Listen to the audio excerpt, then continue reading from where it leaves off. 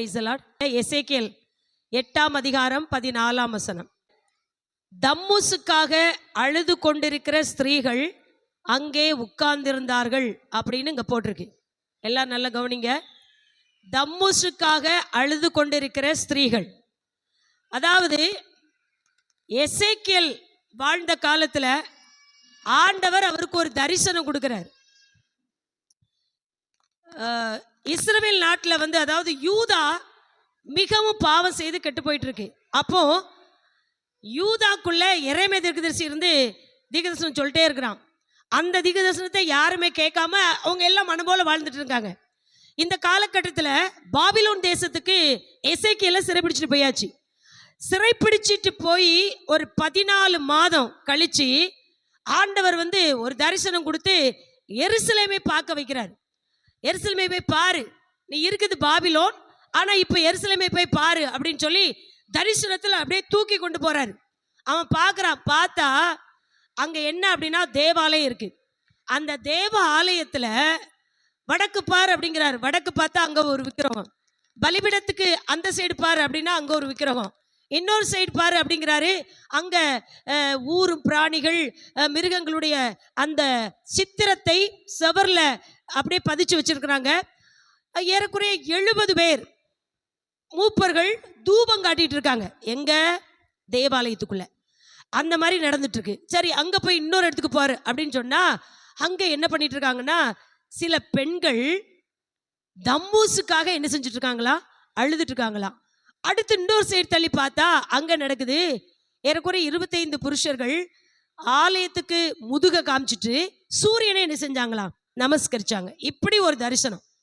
இந்த நிலைமையில இந்த யூதா ஆண்டவரை ஆராதிக்கிற இந்த ஸ்தலம் இருக்கு அப்படின்னு சொல்லி ஆண்டவர் ரொம்ப அங்கலாய்த்து நான் அவர்களை இப்படி செய்வேன் அப்படி செய்வேன் அப்படிலாம் சொல்லுவார். இப்ப இன்னைக்கு என்ன நான் சொல்ல போறேன் அப்படின்னா, தம்மூஸ் அப்படின்னா என்ன? தம்மூஸ் தம்மூஸ் அப்படின்னு சொன்னா நோவாவின் சந்ததி. காம் காம் சபிக்கப்பட்டவன் தானே. அந்த காமுடைய சந்ததியில் தான் நிம்ரோத் பிறந்தான். நிம்ரோத் பலத்த வேட்டைக்காரன், அவன் பயங்கரமான ஆளு. அந்த நிம்ரோத் ரொம்ப பலசாலி. அவன் பல பட்டணங்களை கட்டி அசிரிய சாம்ராஜ்யத்தை படைச்சதே யார் தான்? நிம்ரோத். அசிரியா ரொம்ப பயங்கரமானது. அதை உண்டாக்குனது இந்த நிம்ரோத் தான். இப்போ இந்த நிம்ரோத் ரொம்ப பயங்கரமான ஆளா இருப்பான். அதனால அவன் என்ன பண்ணா அப்படின்னு சொன்னா, அவனுக்கு ஒரு மனைவி வந்தா. அவ யார் அப்படின்னா செமிராமிஸ். இவன் பிசாசால நிறைஞ்சிருந்தா. நிம்ரோத்துடைய மனைவி பேர் என்னது? செமிராமிஸ். பிசாசால நிறைஞ்சிருந்தா. அவ பயங்கரமா ஒரு அசுத்த கிரியைகளை செய்வா. அப்படிப்பட்டவளுக்கு பிறந்த மூத்த மகன் தான் தம்மூஸ். இது சரித்திரம். இந்த தம்மூஸ் ரொம்ப ஒரு அதை எப்படி சொல்றது, கெட்ட காரியங்கள் செய்கிறதுல ரொம்ப தீவிரமா இருந்தான். ஏன்னா செமிராமிஸ் அப்படிப்பட்டவ தான். அதனால இந்த தம்மூஸை அவன் சின்ன பையனா இருக்கும் போதே ஒரு வித்தியாசமான கிரியைகளை செஞ்சுட்டு இருந்தான்.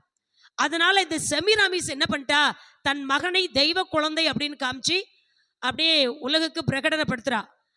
இப்போ இயேசு கிறிஸ்துவினுடைய தாயையும் இயேசுவை வச்சு சிலையா வச்சு வணங்கிட்டு இருக்காங்கல்ல. இது முன்னக்கூட்டியே வந்த ஒரு பாபிலோனிய கிரியை. இந்த தம்மூஸும் அவன் அம்மா செமிராமிஸ் அவ பிள்ளைய வச்சிருக்கிற மாதிரி ஒரு உருவத்தை செஞ்சு உலகம் ஃபுல்லா அந்த ராஜ்யங்களை ரொம்ப இதா இருந்துச்சு, அங்கெல்லாம் பரப்பி இப்படி வழிபட்டுட்டு இருக்காங்க. இந்த மாதிரி இருக்கும்போது நம்ம பைபிள்ல ஏற்கனவே பார்த்துருக்கோம். அஸ்தரோத்துன்னு ஒண்ணு உண்டு, தெரியுமா? அஸ்தரோத்து அது ஒரு தேவி. அவ பெண். அஸ்தரோத்தையும் வணங்கிட்டு இருப்பாங்க. அந்த அஸ்தரோத் என்பவள் என்ன பண்ணா அப்படின்னு சொன்னா, இந்த தம்மூஸை திருமணம் செய்து கொண்டா. அப்படி திருமணம் செய்து அவர்கள் இருக்கும்போது இந்த தம்மூஸ் ஒரு நாள் வேட்டைக்கு போறான். ஏன்னா இவங்கெல்லாம் வேட்டைக்காரங்க தான். வேட்டைக்கு போகும்போது அங்க உள்ள ஒரு பலத்த பன்றி அவனை அடிச்சு அவன் செத்துட்டான். இதான் சாப்டர் க்ளோஸ், அவ்வளவுதான், முடிஞ்சிச்சு அவன் கதை. ஆனா இந்த பெண் இருக்கால அஸ்தரோத்து, இவ என்ன பண்ணாலாம் அப்படின்னு சொன்னா, அவனை இழந்ததை தாங்க முடியாமல், இது புராண கதைகள், அதோட அவன் சாப்டர் முடிஞ்சிச்சு. ஆனா மக்களாகவே திரித்து அவள் பாதாளத்துக்குள்ள போய் என் கணவன் எனக்கு வேண்டும் என்று சொல்லி அந்த ஆவியை அப்படியே கொண்டுட்டு வந்துட்டாளாம். அந்த தம்மூஸ் எப்போ, அதாவது ஒரு விழா கொண்டாடுறாங்க, வருஷத்துடைய கடைசி பகுதியில் அவன் செத்துருவான். கடைசி வருஷத்துடைய அந்த ஃபர்ஸ்ட் ஸ்டேஜ் வரும்போது எந்திரிச்சிருவானா. அப்போ இந்த பெண்கள் எல்லாரும் என்ன பண்ணாங்க, இது ஒரு கதையா புராணமா திரிச்சு இஸ்ரவேல் நாட்டுக்குள்ள விட்டுட்டாங்க. பாபிலோன்ல உள்ளது இஸ்ரவேல் நாட்டுக்குள்ள வந்துட்டு. அப்போ இந்த பெண்கள்லாம் என்ன செஞ்சாங்க, யூதா குமாரத்திகள் தேவனை வழிபட வேண்டியவங்க. இவங்க என்ன பண்றாங்க, தம்முஸ் இந்த காலகட்டத்தில் செத்துருப்பான், அடுத்து எழும்புவான், அவன் சாகிற டைம்ல அவன் எழும்புற வரைக்கும் நம்ம என்ன செய்வோம், ஆலயத்துக்குள்ள போய் தம்முஸுக்காக என்ன செய்வோம், அழுவோன்னு சொல்லி இந்த மக்கள் எல்லாரும், இந்த பெண்கள் எல்லாரும் வந்து தம்முஸுக்காக அப்படியே முட்டி மோதி எங்க இருந்து அழுதுட்டு இருப்பாங்களா, ஆலயத்துக்குள்ள வந்து. இது யார் பண்ற ஒரு வேலை, யூதாவின் குமாரத்தி. யூதாவின் குமாரத்திகளுக்கு யார் தெய்வம், இங்க இருக்கிற உங்களுக்கு எனக்கு யார் தெய்வம், சத்தமா சொல்லுங்க. இயேசுதான் தெய்வம், வேற எந்த தெய்வம் கிடையாது. ஆனா இவங்க அப்படி வழிபட வேண்டியவங்க தம்முஸை நினைச்சு தனக்கு ஏதாவது நன்மை செய்வான், செத்துருக்கான் அடுத்து உயிரோட வந்துருவான், அப்போ நம்ம அழுதுட்டு இருந்தோம்னா ஏதாவது நமக்கு செய்வான்னு சொல்லி இந்த ஆவிகள், தம்முஸும் கிடையாது அஸ்தரோத்தும் கிடையாது, எல்லாமே அது நோவாவின் குமாரனை காமின் சந்ததி, அது சபிக்கப்பட்டு ஒன்றும் இல்லாமல் போயிட்டு. ஆனா மக்கள் என்ன பண்றாங்க அப்படின்னா, இந்த ஆவிகளினுடைய கிரியைகளினால அவைகளை வழிபட வேண்டும் என்று சொல்லி பிராணங்களை எழுதிட்டான். அந்த பிராணத்தின்படி இன்றைக்கு பாதாளத்தின் ஆவிகள், பிசாசின் ஆவிகள், தம்முசு, அஸ்தரோத்து, செமிராமிசு இப்படின்னு பல தெய்வங்களை உண்டு பண்ணி அதற்காக தங்களுடைய அழுகையை கொடுக்குது, தங்களுடைய உயிரை கொடுக்குது. அப்போ ஒன்று தெரிஞ்சுக்கோங்க, பிசாசுடைய ஆவிகளுக்கு மனுஷனிடத்தில் தேவைப்படுவது எது, என்னது தேவைப்படுது, அவங்க அழுதுகிட்டே இருக்கணும், அவங்க அழுதுகிட்டே இருக்கணும். தம்முஸுக்காக அழுதால் இருக்குல்ல, நான் பெண்கள் அப்படின்னு இருக்கிறதுனால உங்களுக்கு சொல்லுதேன். பெண்கள் அப்படின்னாலே முழு உலகத்திற்கும் ஒரு அடையாளம் கொடுக்கப்பட்டிருக்குது. என்ன அடையாளம், பெண்கள்லாம் என்ன செய்வாங்க, அழுதுகிட்டே இருப்பாங்க. பெண்கள் அவங்கனால அழுகுதான், அவங்க எதுக்கு எடுத்தாலும் அழுவாங்க, அவங்க வாழ்க்கையே அழுகுதான். இப்படிதான் இன்னைக்கு உலகம் அப்படி வச்சிருக்குன்னா அதுக்கு காரணம் இந்த பாதாளத்தின் ஆவிகள் அப்படியே அழ வைக்கிறது இந்த பிசாசுடைய வேலை. இந்த வருஷத்தின் கடைசி பகுதியில் வந்திருக்கிறோம்.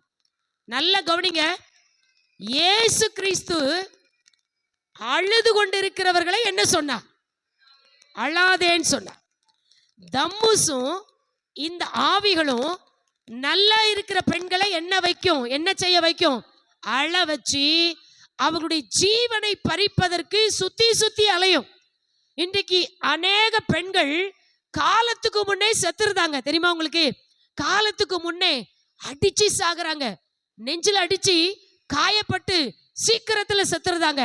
பல பெண்கள் தலையில் அடிச்சு இப்படி பல விதத்தில் தங்களை தாங்களே காயப்படுத்தி அப்படியே மடிந்து போகிறார்கள். உலகத்தினுடைய பிரச்சனையா பிசாசு அப்படி கொடுக்குறான். ஸ்தோத்திரம். இது நல்லா புரிச்சுக்கோங்க. ஆனா நம்ம தம்முஸுக்காக அழக்கூடியவர்கள் கிடையாது. ரலையிலே சொல்லுங்க பார்க்கலாம். செமிராமிஸுக்கோ அஸ்தரோத்துக்கோ பணிவிடை செய்கிறவர்கள் கிடையாது. நம்ம எல்லாரும் யாருக்கு கீழே வந்திருக்கோம், எல்லாரும் அது தெரியுதா? நம்ம தேவையில்லாம தேவையற்ற காரியங்களுக்காக நாமவே ஒன்றை நினைத்து அழுது கொண்டிருந்தால் எந்த கிரியை நம்மகிட்ட இருக்குன்னு அர்த்தம், தம்முசுடைய கிரியை. இங்க யாரும் தம்முசுடைய பிள்ளைகள் கிடையாது. வருஷத்துல லாஸ்ட் பகுதி வந்திருக்கோம், ஜனவரில இருந்து இது வரைக்கும். ஒருவேளை பல காரியத்தை நினைச்சு நீங்க அழுதுருக்கலாம், ஆனா கர்த்தர் இன்னைக்கு அந்த அழுகையை மாற்றுறாரு. ஆமைன்னு சொல்லுங்க பார்க்கலாம். இயேசு என்ன செஞ்சாரு, இயேசு என்ன சொன்னாரு, சிலுவைக்கு போகும்போது எல்லா பெண்களும் அழுதாங்கல்ல, அழும்போது இயேசு என்ன சொன்னாரு, நீங்கள் எனக்காக அழாமல் உங்களுக்காகவும் உங்க பிள்ளைகளுக்காகவும் அழுங்க, எனக்காக நீங்க அழ வேண்டாம், நான் மறிப்பேன், நான் உயிர் தெழுவேன், வந்ததே உங்களுக்கு தான், உங்க கண்ணீரை மாத்த தான் நான் என்ன செஞ்சேன் வந்தேன்னு சொல்லி நீங்க எனக்காக அழக்கூடாதுன்னு சொல்லிட்டாரு. ஆனா தம்முசு சொல்லுது, நீ எனக்காக என்ன செஞ்சுட்டே இரு, அழு. இந்த உலகம் சொல்லுது நீ அழு, குடும்பம் சொல்லுது, மனுஷன் சொல்றா, மனுஷி சொல்றா, பாக்குற எல்லாரும் சொல்றாங்க அழு. அதான் ஒரு பழமொழி உண்டு, நீ உனக்கு எவ்வளவு துக்கம் தான் இருந்தாலும் உன் பகஞ்ச முன்னால அழாத, அவனுக்கு தேவை உன் கண்ணீர். புரிஞ்சுக்கிட்டீங்களா? ஒரு அலையில சொல்லுங்க பார்க்கலாம். ஸ்தோத்திரம்.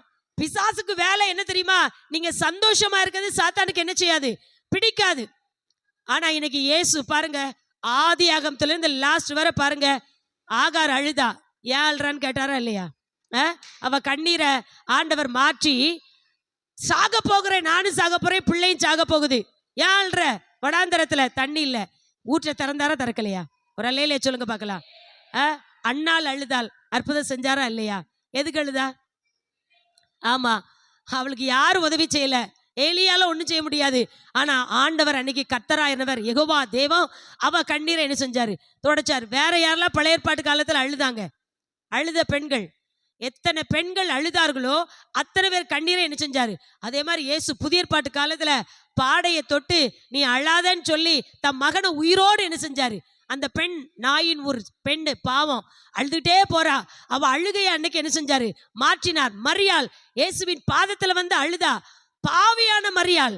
அவ எதுக்கு அழுதா அப்படின்னா, நான் பாவி, இந்த உலகத்தில் உள்ள மூப்பர்கள், பிரதான ஆசாரியர்கள், இன்னும் பெரிய அந்தஸ்துல உள்ளவங்க எல்லாம் எனக்கு என்ன பலிக்காடா மாத்திட்டாங்க. ஒரு அழகான பெண். அதனால அவளுடைய அந்த மூப்பர் சங்கமே அவளை தேவையில்லா காரியத்தை பண்ணிட்டு, அதனால யார்கிட்ட போய் சொல்ல, என்னுடைய பிரச்சனையை யார்கிட்ட போய் சொல்ல? யாருமே கிடையாது. எங்க போனாலும் எனக்கு ஆபத்து. அதனால அழுகையோடு யார் பாதத்துக்கு வந்தா? இயேசுவின் பாத்துக்கு வந்தா ஒரு சொல்யூஷன் கிடைக்கும்னு சொல்லி அழுது அப்படியே தலைமையை வச்சு துடைக்கிறா. அப்பதான் ஆண்டவர் சொல்ற, மகளே உன் பாவம் மன்னிக்கப்பட்டது, நீ சமாதானத்தோடு போ மகளேன்ட்டாரு. அன்னைக்கு அவ கண்ணீரை என்ன செஞ்சிச்சு? மாறிச்சு. அத மாதிரி கையும் களவுமா விபச்சாரத்துல ஒரு பெண்ணு கண்டு அப்படி நிக்கல, அவளும் கண்டிப்பா உள்ளத்துக்குள்ள என்ன செஞ்சிருப்பா? அழுதுருப்பா. இனி பாவம் செய்யாத, நீ போ அப்படின்னு சொன்னாரா இல்லையா? உன்னை நான் ஆக்கினைக்குள்ளாக தீர்க்கிறது இல்ல, இனி பாவம் செய்ய சொன்னதுக்கு அப்புறம் அவ செயின்ட்டா மாறிட்டா. அவ இயேசுவின் சீசி. அல்லேலூயா சொல்லுங்க பார்க்கலாம். இப்படி இன்னும் மகதலேனா மரியாள் 7 பிசாசு பிடிச்சிருந்தவன் எவ்வளவு அழுதுருப்பா. உயிர் தெழுந்த போதும் இயேசு அந்த தோட்டத்துல நிற்கும் போது அழுதால. யாரை தேடுகிறாய், ஏன் அழுகிறாய்? இயேசு கேட்கறதுல அதான், ஏன் அழுற, நீ யாரை தேடிட்டு இருக்க?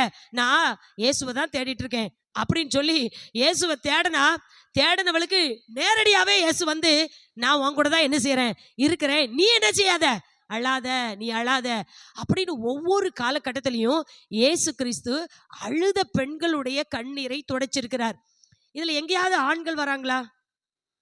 ஆண்களுடைய கண்ணீரை அது பழைய ஏற்பாட்டு காலத்துல இருக்கு. எசேக்கியா மிகவும் அழுதான். அவன் கண்ணீரை பார்த்து முற்றத்துல வரும்போதே, போ அவனுக்கு கூட 15 வருஷம் கூட்டி கொடுக்கிறேன். இப்படி புதிய ஏற்பாட்டுல பார்த்தா அநேக பெண்களுக்கு கண்ணீரெல்லாம் ஆண்டவர் மாற்றி மாற்றி மாற்றி அவங்களுக்கு ஒரு சௌக்கியத்தையும் ஆறுதலையும் சமாதானத்தையும் இயேசு கொடுத்தார். இன்றைக்கு இங்க வந்திருக்கிற நீங்களும் நானும் புரிந்து கொள்ளக்கூடிய ஒரு சத்தியம் என்ன அப்படின்னா, உலகம் அழ வைக்கும், பிசாசு அழ வைக்கும், சத்துருவின் கிரியைகள், பில்லி சூனியம், மாந்திரிகம் எல்லாம் மனுஷனுக்கு அழுகையும் வேதனை கொடுக்கும். இயேசு மட்டும் அழுத கண்ணீரை துடைக்கும். அல்லேலூயா. நம்ம அப்ப பாக்கியசாலியா இல்லையா? அதனால கர்த்தர் சொல்றாரு, நீ போ சமாதானத்தோடு போ, இனி நீ அழாத. வாக்கு தத்தமே, இனி நீ அழுது கொண்டு இராய். அவ்வளவுதான்.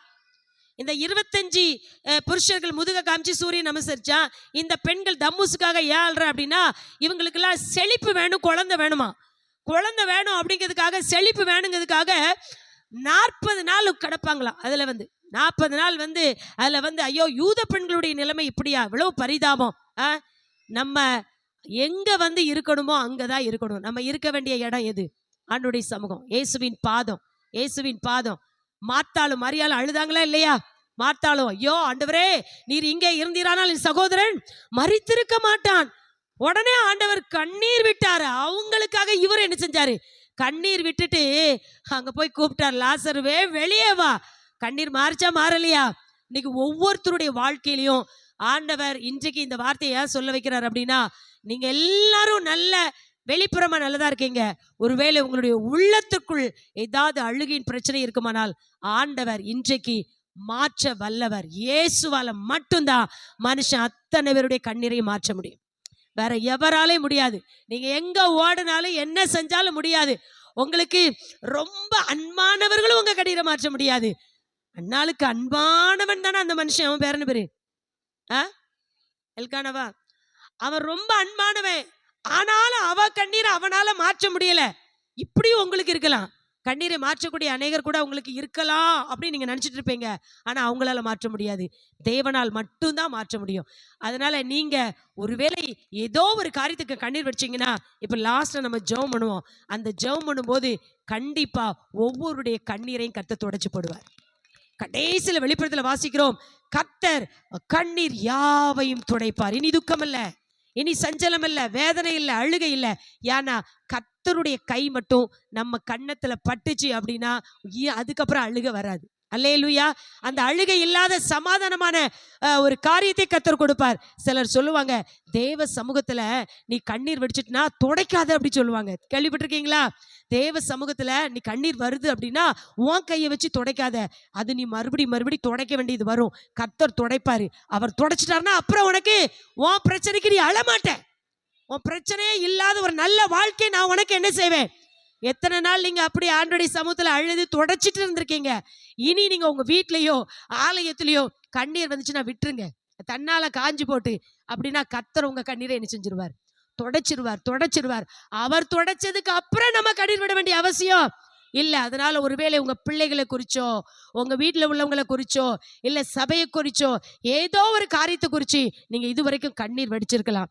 ஆனா கர்த்தர் சொல்றாரு, உன் கண்ணீரை நான் கண்டேன், உன் கண்ணீரை நான் கண்டேன், உன் கண்ணீரை நான் கண்டேன். தம்மூசுக்காக அழுது செத்து போன பெண்கள் நிறைய பேர் உண்டு. ஆனால் நாமோ நம்ம ஆண்டவர் சொன்னாரு, நீ எனக்காக அழவே செய்யாத, உனக்காக உன் பிள்ளைகளுக்காக அப்படின்னா என்ன அப்படின்னு சொன்னா ஆத்தும மீட்புக்காக நீ கதறு, அப்படிதான் சொல்றாரு. உன் ஆத்தும மீட்பு, உன் பிள்ளைகளின் ஆத்தும மீட்புக்காக கதறு. ஆனா கஷ்டம் கண்ணீர் நீ நினைச்சியாத, விடாத. உன் வாழ்க்கையில பல பிரச்சனை வரும், அதுக்கு கண்ணீர் வடிக்காத. ஆத்தும அறுவடைக்காக நீ என்ன செய்.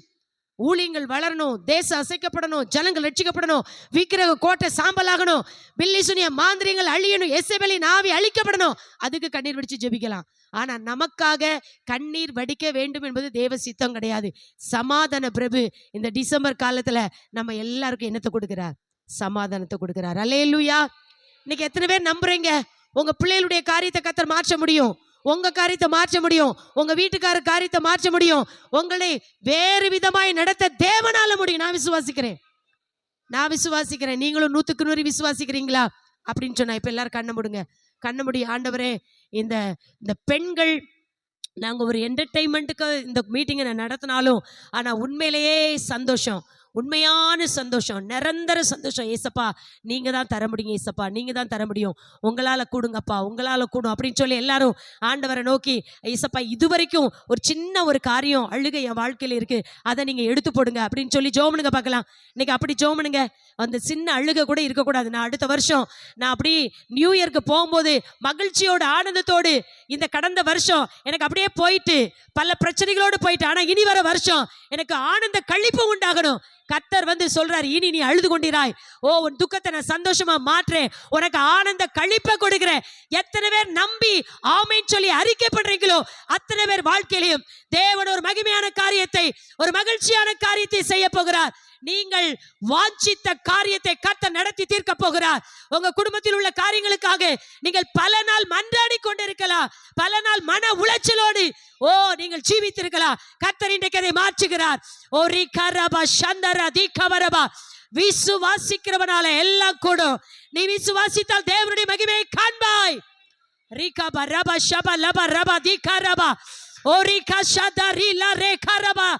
ஹல்லேலூயா. நன்றி சொல்லுங்க ஏசப்பா, இந்த நிமிஷத்துல என்னை வாட்டி வதைக்கிற அந்த கண்ணீரை இப்பொழுது எடுத்து படுங்கப்பா. என் ஆண்டவரை சரீரத்தையும் மனதையும் வதைக்கிற எல்லா பலவீனங்கள், எல்லா போராட்டங்கள் இப்பொழுது நீங்குவதாக. எல்லா அவிசுவாசங்கள், எல்லா அந்தகார கிரியைகள், அசுத்தாவின் தாக்கங்கள் எல்லாம் இயேசுவின் நாமத்தினாலே நிர்மலமாக்கப்படுவதாக. Jesus Jesus. இயேசு ரொம்ப அன்புள்ளவர், இயேசு சமாதான பிரபு, இயேசு கண்ணீரை துடைக்கிறவர், இயேசு அற்புதங்களை செய்கிறவர், ஒரு தாயை போல இருக்கிறவர். தாய் தேய்ச்சுவது போல நான் உன்னை தேய்ச்சுவேன் என்று கர்த்தர் சொல்லுகிறார். இயேசு இவ்வளவு நல்லவராய் இருக்கும்போது நாம் கண்ணீர் வடிக்க வேண்டிய அவசியம் இல்லை. ஹல்லேலூயா, ஹல்லேலூயா, ஹல்லேலூயா, ஹல்லேலூயா. ஸ்தோத்திராண்டவரே, ஸ்தோத்திராண்டவரே, ஸ்தோத்திராண்டவரே, ஸ்தோத்திராண்டவரே, ஸ்தோத்திராண்டவரே, ஸ்தோத்திராண்டவரே, ஸ்தோத்திராண்டவரே, ஸ்தோத்திராண்டவரே. நீண்ட நாள் காத்திருப்பது இருதயத்தை இழைக்க பண்ணும். விரும்பினது வரும்போது ஜீவ விருட்சம், விரும்பினது வருகிறது. கர்த்தர் இந்த வேளையில நாம் விரும்பினதை தருகிறார். நம்புறவங்க கையை தட்டி கர்த்தரை மகிமைப்படுத்துங்க பார்க்கலாம். நான் விரும்புகிற காரியத்தை கர்த்தர் எனக்கு தருகிறார், நான் விரும்புகிற காரியத்தை கர்த்தர் எனக்கு தருகிறார். ஹல்லேலூயா, ஹல்லேலூயா, ஹல்லேலூயா. விசுவாசத்தோடு பெற்றுக்கொள்ளுங்க, விசுவாசத்தோடு பெற்றுக்கொள்ளுங்க. ஹல்லேலூயா. ஓரிகமஷலே தெனே கரபரபா ரிபர சந்தரதி ரிபிகபா ஷலதனேக ரபா ஷலபரபலபரபா. ஹல்லேலூயா, ஹல்லேலூயா. ஒரு அற்புதமான இரவாய் கர்த்தரை எங்களுக்கு ஆசீர்வதித்து தாங்கப்பா. கடந்த கால போராட்டங்கள் ஒழியட்டும், கடந்த கால பிரச்சனைகள் ஒழியட்டும், கடந்த கால சோர்வுகள் மாறட்டும். ஹல்லேலூயா. இனி வரும் காலங்கள் மகிழ்ச்சி மேன்மையுமாய் எல்லாருக்கும், சகோதரிகள் ஒவ்வொருவருக்கும் கர்த்தர் கட்டளிடும்படியாக நாங்கள் ஜெபிக்கிறோம். நீங்க ஒண்ணே ஒண்ணு கவனிங்க. மரியாள் அப்படின்னா அதுக்கு அர்த்தம் கண்ணீர். ஆனா இயேசு இந்த என்டர் ஆகிறதுக்கு முன்னாடி வர மரியாள், எல்லா மரியாளும் கண்ணீர் தான் வடிச்சா. ஆனா இயேசு வாழ்க்கையில வந்த பிறகு மரியாள் என்கிற பேரை அர்த்தமே மாறிச்சு. இயேசு வந்ததுக்கு அப்புறம் அவங்க ஒவ்வொரு மரியாளும் பாட வச்சார், ஓட வச்சார், சுவிசேஷம் அறிவிக்க வச்சார், உயிர்த்தெழுதலின் செய்தியை சொல்ல வச்சார், செயல்பட வச்சார். இன்னைக்கு நல்லா தெரிஞ்சுக்கோங்க, நம்ம எல்லாருக்குள்ளே இயேசு இருக்கிறார். முன்னாடி வேணா கண்ணீர் வடிச்சுட்டு அப்படியே வீட்டுக்குள்ள இருந்திருக்கலாம். ஆனா இனி கர்த்தருக்காக ஒவ்வொருவரும் ஓடணும், பாடணும், எழும்பணும் தேவனுக்காக. ஏன்னா கர்த்தர் கண்ணீரை மாற்றினதுக்கு அப்புறம் அழுதுகிட்டே சும்மா வீட்டில் இருக்க வேண்டிய அவசியமே கிடையாது. தேவனுக்காய் பெரிய பெரிய காரியங்களை அன்றைக்கு மரியாள் கூட்டம் செஞ்சுச்சு. அதே போல இங்க இருக்கிற ஒவ்வொருவருக்கும் கர்த்தர் செய்ய போகிற அப்படினால எல்லாரும் கரங்களை தட்டி கர்த்தரை மகிமைப்படுத்துவோம். ஸ்தோத்திரம், ஸ்தோத்திரம், ஸ்தோத்திரம், ஸ்தோத்திரம். Praise the Lord. ஸ்தோத்திரம், ஸ்தோத்திரம். அதாவது நம்ம இந்த கூட்டத்தோடு நன்றியும் சொல்லிடணும். ஒவ்வொருத்தர் கையை பிடிச்சிக்கோங்க. கையை பிடிச்சிட்டு, ஆண்டவரே எங்களை, நாங்கள் எத்தனையோ ப்ரேயர்ஸ் எல்லாம் நம்ம நடத்தியிருக்கோம். எத்தனையோ ஒவ்வொரு இந்த வருஷத்தில் ஜான்வரியில் இருந்து வரிசையாக ப்ரேயர்ஸ் எல்லாம் நம்ம கடந்திருக்கோம். எத்தனையோ உபவாச கூட்டங்கள், எத்தனையோ ஆராதனை, எத்தனையோ காரியங்கள் ஃபேமிலியில் இருந்திருக்கோம், சபையில் இருந்திருக்கோம். கர்த்தர் நம்ம இதுவரைக்கும் ஜீவனோடு காத்தார்ல. அதுக்கெல்லாம் ஒரு நிமிஷம் எல்லாம் கையை பிடிச்சி நன்றி சொல்லுங்க பார்க்கலாம். இது நன்றி கூட்டமாகவே மாறட்டும். ஹல்லேலூயா. நன்றி அப்பா. நம்ம தேவையில எவ்வளோ தேவத்தை சந்திச்சிருக்கிறாரு. நம்முடைய எல்லா காரியத்துக்கும் நமக்கு ஜெயம் தந்திருக்கிறாரு. ஸ்தோத்திர. பிரைஸ். உங்கள் பிள்ளைகள் கல்வி கற்க உதவி செய்திருக்கிறாரு. உங்க பிள்ளைகள் போகும்போது வரும்போது நம்முடைய பிள்ளைகளை கர்த்தர் காத்திருக்கிறார். ஆபத்துகளுக்கும் பாவங்களுக்கும் இச்சைகளுக்கும் சாபங்களுக்கும் நம்ம பிள்ளைகளை கர்த்தர் காப்பாற்றி சத்துரு கையிலிருந்து விடுவித்திருக்கிறார். எத்தனை நன்மை செஞ்சிருக்கிறாரு. நல்ல நன்றி சொல்லுங்க, நன்றி சொல்லுங்க. ஹல்லேலூயா, ஹல்லேலூயா, ஹல்லேலூயா, ஹல்லேலூயா. ஏசப்பா உமக்கு நன்றி, ஏசப்பா உமக்கு நன்றி, ஏசப்பா கோடா கொடி நன்றி, கோடா கொடி நன்றி, கோடா கொடி நன்றி. ஏசப்பா உமக்கு கோடா கொடி நன்றி அப்பா. ஸ்தோத்திரப்பா, ஸ்தோத்திரப்பா, ஸ்தோத்திரப்பா, ஸ்தோத்திரப்பா, ஸ்தோத்திரப்பா. அல்லேலூயா, ஸ்தோத்ரா, அல்லேலூயா, ஸ்தோத்ரா, அல்லேலூயா. ஏசப்பா உமக்கு ஸ்தோத்ரா, ஏசப்பா உமக்கு ஸ்தோத்ரா. எங்களை காத்து வந்த கிருபைக்கு நன்றி. எங்களுடைய மன போராட்டங்களிலே நாங்கள் மடிந்து போகாதபடி எங்களுக்கு ஜீவனை தந்ததற்கு நன்றி. ஹல்லேலூயா, ஹல்லேலூயா. எங்கள் பிள்ளைகளுக்கு ஜீவனை தந்ததற்கு நன்றி. எங்கள் குடும்பத்தை காத்ததற்கு நன்றி. எங்கள் சபை மக்களை காத்ததற்கு நன்றி. தேசத்தை, கிராமங்களை ஆண்டவரே காத்ததற்கு நன்றி. ஸ்தோத்திர, ஸ்தோத்திர, ஸ்தோத்திர. ஹல்லேலூயா, ஹல்லேலூயா, ஹல்லேலூயா. பரிசுத்தரே உமக்கு நன்றி அப்பா, நன்றி அப்பா, நன்றி அப்பா. சிலுவை நிழலிலே வந்த எங்களை நீ காத்து கொண்டீரே, உமக்கு நன்றி. ஹல்லேலூயா. ஸ்தோத்திரப்பா, ஸ்தோத்திரப்பா, ஸ்தோத்திரப்பா, ஸ்தோத்திரப்பா. இன்னும் தொடர்ந்து நடத்துங்கப்பா. ஸ்தோத்திரம், ஸ்தோத்திரம். தொடர்ந்து பெரிய காரியங்களை செய்யும், ஆசீர்வதியும், பலப்படுத்தும். இந்த அழைப்புக்கு இணங்கி வந்திருக்கிற ஒவ்வொரு சகோதரிகளாகி எங்கள் ஒவ்வொருவரையும் கர்த்தர் பலப்படுத்தும். வராமல் இருக்கிறவர்கள், நிர்விசாரமாக இருக்கிறவர்களுக்குள்ளேயும் ஒரு ஐக்கியத்தையும் ஒரு அன்பையும் சமாதானத்தையும் தந்துள்ளும். பெரிய காரியங்களை செய்யும், ஆசீர்வதியும். இயேசுவின் நாமத்தில் ஜெபிக்கிறோம் நல்ல பிதாவே, ஆமென். ஸ்தோத்திரம், ஸ்தோத்திரம்.